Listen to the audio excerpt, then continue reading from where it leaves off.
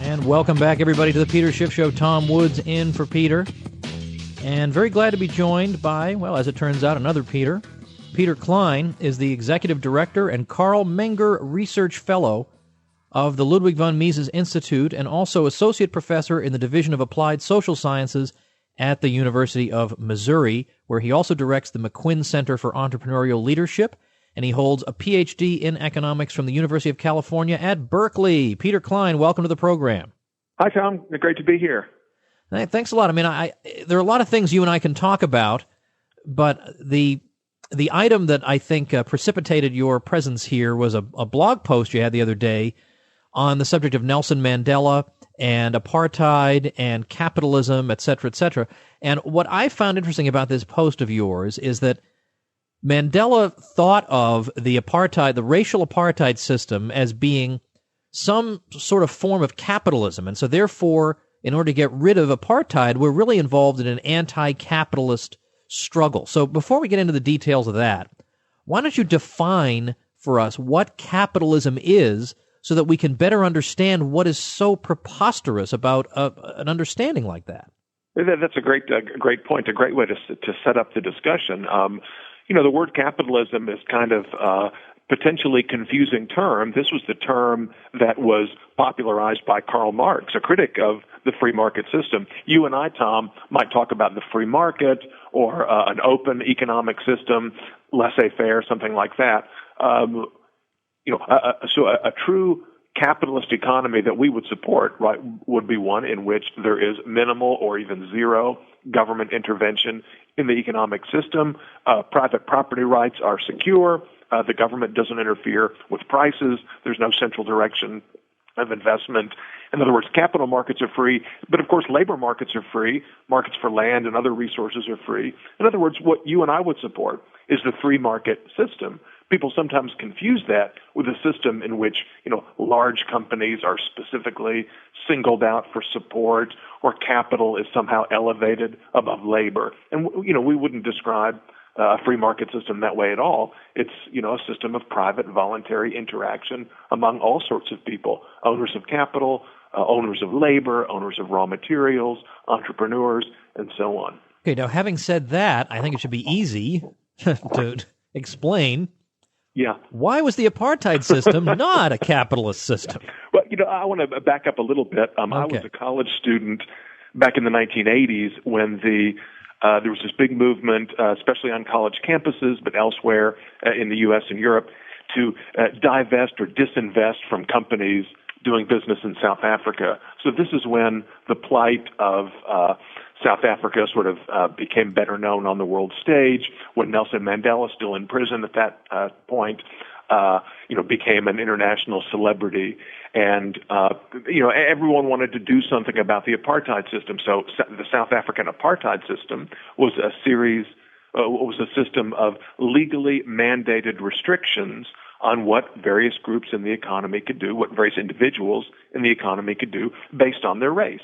So there were official racial classifications in the apartheid system: white, black, and what they called colored or mixed race, and Indian. And whether you could own land, whether you could own certain kinds of capital, where you could live, and what kind of jobs you could have were all circumscribed by this racial classification. So everybody, of course, would see this as an unjust and economically inefficient system. When these people began, when the world took notice of this system and people began objecting to it and talking about it back in the 80s, the anti-apartheid movement was often described as sort of an anti-capitalist movement. In other words, South Africa, which has a very unique history, we can talk about that too, is a country like many others in that part of the world where you have a small, very wealthy elite, mostly white, controlling a lot of land and most of the equity of private companies, and a large group of black, colored, and Indian individuals who have a much lower socioeconomic status.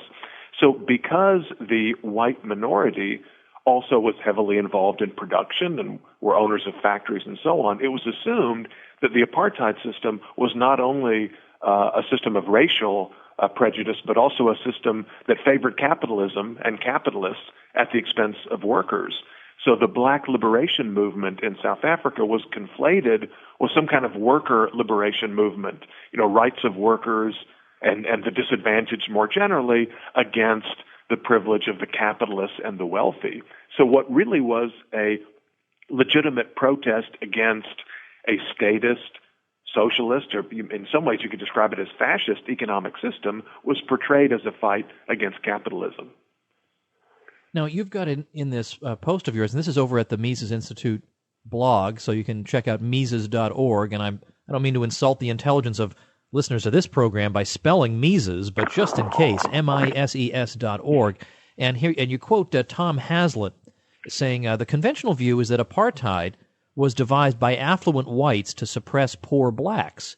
In fact, the system sprang from class warfare and was largely the creation of white workers struggling against both the black majority and white capitalists. And by the way, that's not obviously an uncommon situation. I mean, if you look at American labor history, it's interesting to see how progressives try to deal with, on the one hand, they love labor unions, and on the other hand, they hate racism, and they got to somehow hold both opinions at once when you look at how exclusionary labor unions typically have been, and they don't want the competition from the lower wage blacks, so they try to get rid of them. They try to get the minimum wage increase to completely get them out of the labor force, which they did, of course. You can see when you correlate the minimum wage increases with black unemployment, it's just exactly the same line. This is a phenomenon everywhere, and I always think it's funny to watch progressives who have such a simple view of the world that there are good guys and bad guys, and unions are good guys, and anti-racist people are good guys. But then what happens when you have a situation like this? They don't know what to do or think. No, you're absolutely right, and it's very common for people to take, somewhat fairly complicated social and economic issues and try to, decompose them make them into a very simple morality play between very broad groups, labor versus capital. If you look at labor economics, history of the labor movement, it's really all of the interesting dynamics are among different groups of labor, right? Labor unions representing typically high-skilled, artisan occupations, trying to keep unskilled, lower-wage laborers, workers, out of the labor market. And apartheid is a perfect example of that because its primary supporters, as you already mentioned, were members of the relatively affluent white labor unions in the South African cities. There's also support from the rural countryside, white farmers in the rural countryside. But the goal was to minimize competition from lower skilled black workers who were willing to work at lower wages, obviously to undercut the higher wages of the white labor unions. Capitalists, business owners in South Africa were not at all supporters of the apartheid system, right? If you own a business, if you're an entrepreneur, a financier, a capitalist, you want to be able to hire, the most qualified workers at the lowest possible wages. Why on earth would you cut off the majority of the local labor force and be required to deal with a very small portion of the labor force to which you would have to pay higher wages?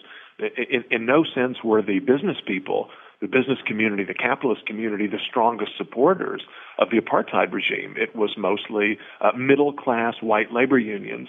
One other thing that's interesting about South Africa, and as I mentioned in the blog post, it just so happens that I was doing a tour of South Africa last month and found out a lot more about its fascinating history. Even the apartheid movement is a relatively recent phenomenon. South Africa was colonized by two separate European groups, by British colonists, and also a little bit earlier by Dutch traders. The descendants of the Dutch colonists, what became known as Afrikaners or Boers, slightly derogatory term, were mostly farmers, mostly in the rural areas, and were much more kind of nativist or likely to oppose mixing among the different racial groups and ethnic groups in South Africa than the English-speaking descendants of the British colonists. So there's always this struggle between the British and the Dutch. The Anglo-Boer War of the late 19th century was because it's completely unknown to most American students or the American public or whatever, was a war between two different white colonial interests, and the apartheid movement, which was instituted by the Afrikaner National Party. This only happened after World War II. It was 1948 that the Afrikaner Party came to power. It's been argued by W.H. Hutt and other classical liberal scholars that the British settlers in South Africa and the South African sort of national polity when it was part of the British Crown was much more classically liberal. That there was a movement to institute more security for property rights, more kind of emphasis on the rule of law, and not a kind of centrally planned economic system. The centrally planned economic system with government control not only of labor but also of investment was a relatively recent post-World War II socialist phenomena. So the white nationalist Afrikaner government, widely understood in the West to be only about racial issues, combined a belief in racial segregation with a socialist economic system.